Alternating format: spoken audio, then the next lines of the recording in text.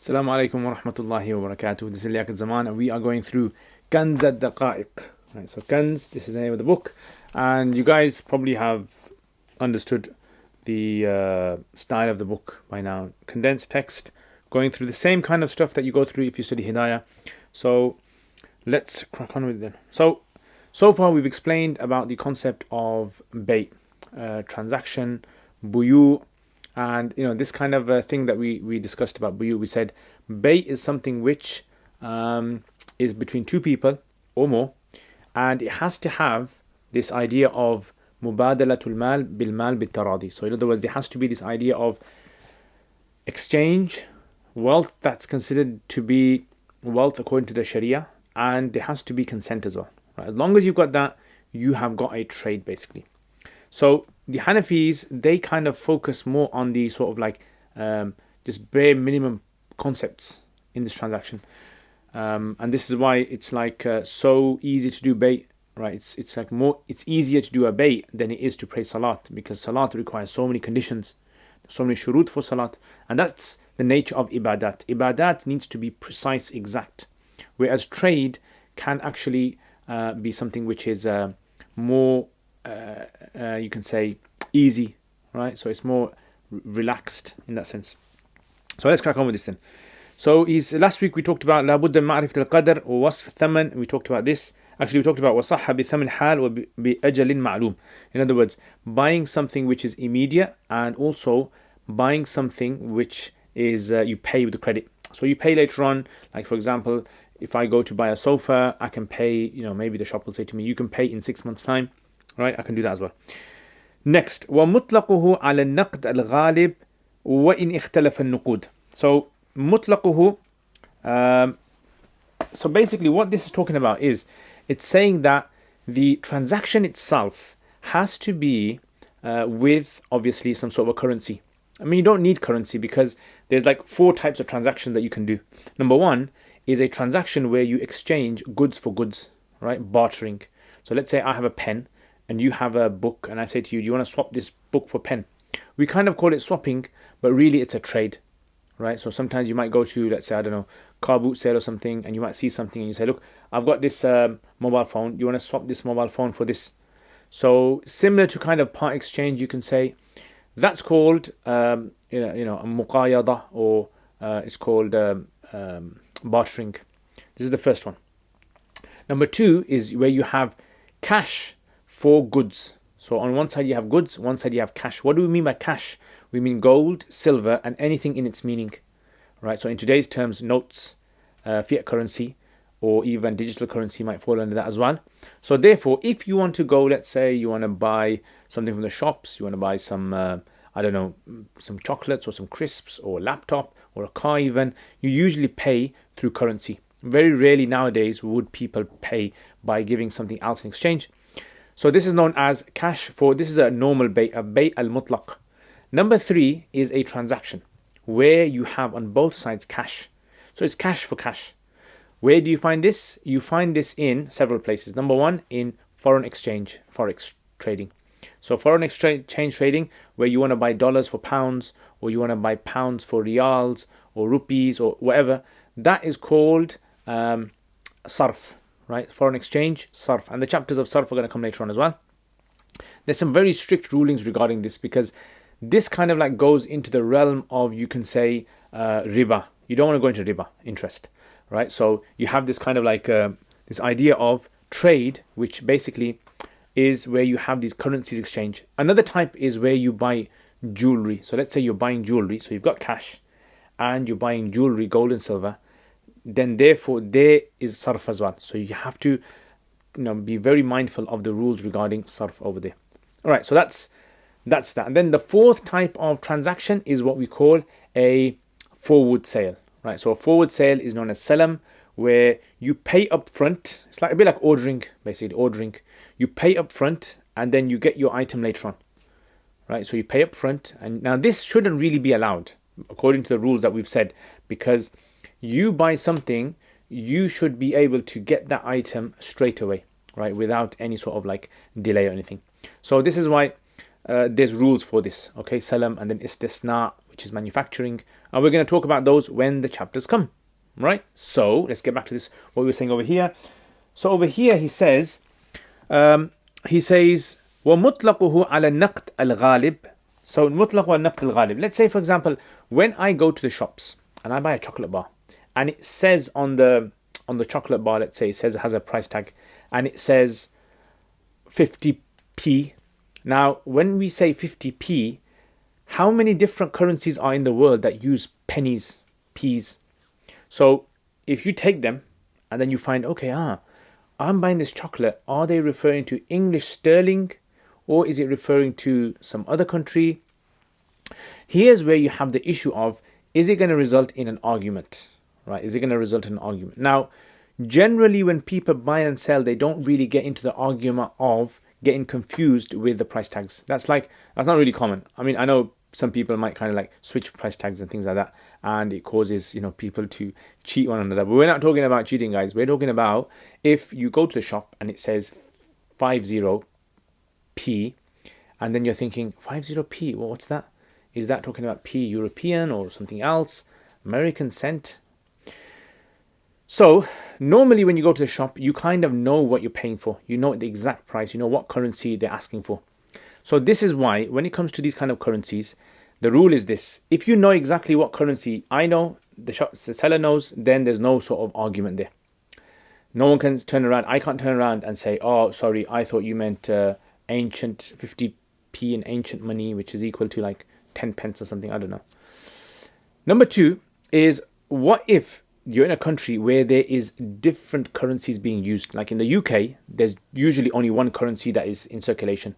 Where any shop you go to, I mean, I don't think I've ever been to a shop in the UK where there's multiple currencies, apart from something like an airport. Maybe from an airport, then maybe there's like an item and it's got the euros and it's got pounds and it's got dollars next to it. Maybe that's where you have these kind of places. But generally, yeah, on the internet you get this problem. So on the internet, you got to be very careful, because sometimes you go onto Amazon, for instance, and you've gone onto American Amazon, not the UK Amazon, and then you've seen a price and you haven't really paid attention to the amount that's been stipulated. This can cause arguments. So you don't want this to happen. So this is why the rule is this: if you're in a country where I know, and let's say you're the seller, you know the currency, and we both know what we're talking about, then there's no arguments. Number two, if we're in a country where the currency is different, so you have a different currency, then you go with the one that's used the most. غالب نقد البلد. So which one's used the most? So let's say, for example, I'm living in I don't know, which country is it?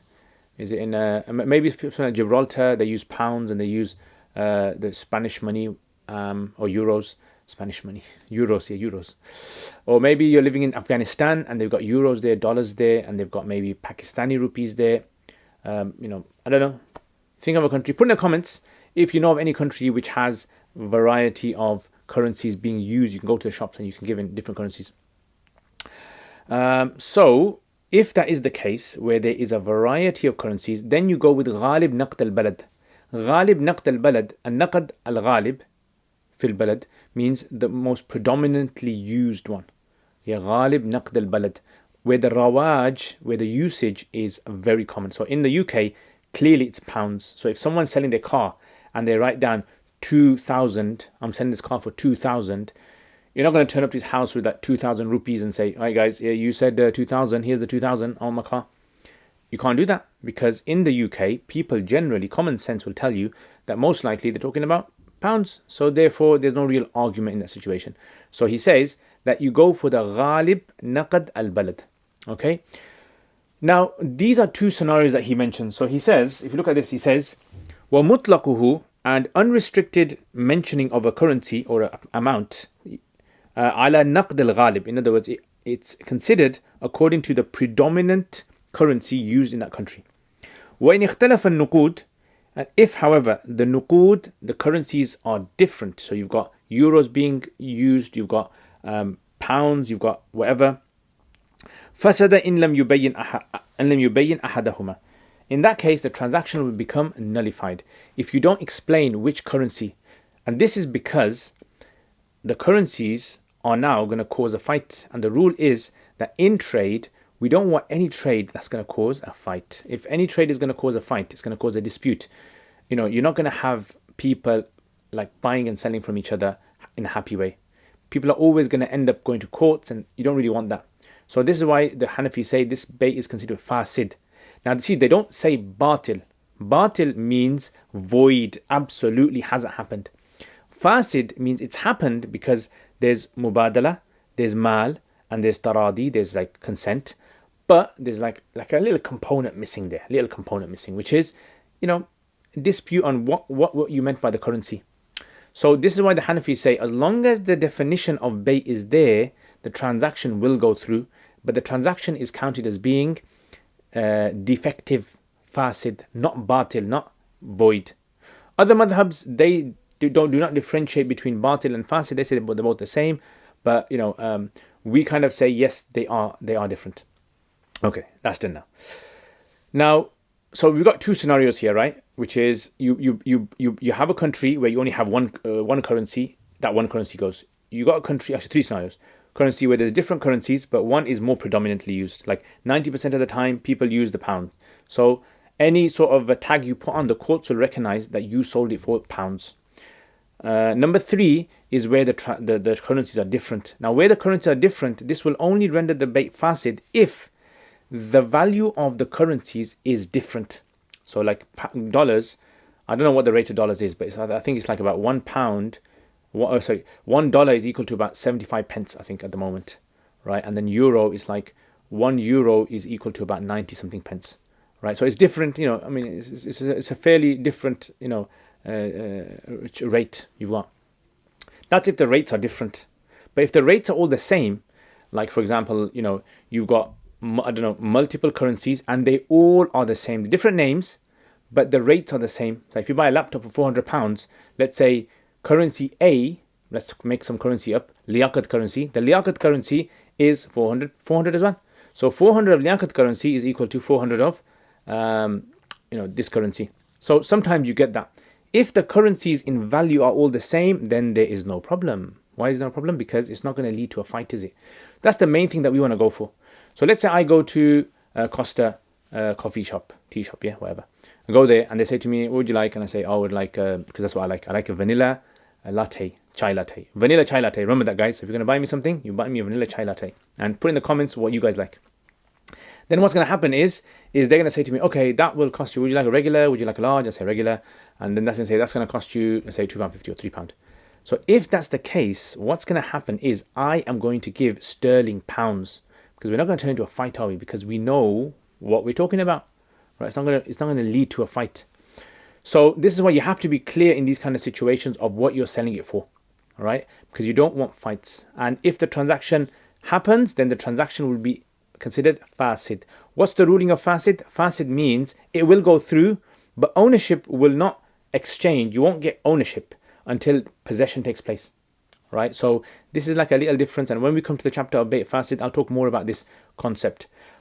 Buying alcohol is not fasid. It's actually haram. It's batil. It won't even happen, right? So anything haram that you buy, the transaction mubadalatul mal does not occur because haram is not mal according to the Sharia. Does that make sense? So this is something I thought I'd mention to you guys. I can't think of any sort of other masail that come to my mind when it comes to these kind of currencies. I mean, if you read Bahr al-Raiq does talk about things like, sub-currencies, utilizing sub-currencies. So for example, like, Bahr al-Raiq mentions, we can talk about English. Let's say, for example, I go to a shop and I go to buy, let's say, a laptop, and the laptop costs £400. So I can give £400 in the form of £50 notes, £20 notes, £10 notes, £5 notes, £1 coins, whatever. In other words, me giving in different forms of that particular currency is fine. It goes according to the contract. That guy can't complain to me and say to me, oh, you said you're going to give me 400 and I thought you were going to give me 400 pounds, or I thought this is going to be a bank transfer.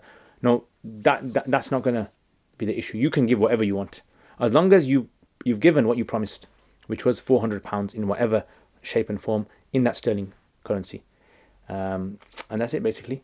Yeah. So anyway, I hope you guys enjoy this lesson. So let's have a read of this text again. So he says, وَمُطْلَقُهُ عَلَى النَّقْدِ الْغَالِبِ. He said the unrestricted currency, if a currency is not mentioned, if a price is mentioned without its currency, then it will occur according to the predominant currency in that country. وَإِنِ اخْتَلَفَ النُّقُودِ. However, if the nuqud are different, they're not like, you don't get one that's higher, they all use the same. فَسَدَ إِن لَمْ يُبَيِّنْ أَحَدَهُمَا. The transactions become fasid if he does not explain in the like gathering which one he intends. So let's say you went online and there's a guy who's selling a sofa, and you ask him how much you're selling it for, and he goes 200, and then you say, okay, I'll buy it.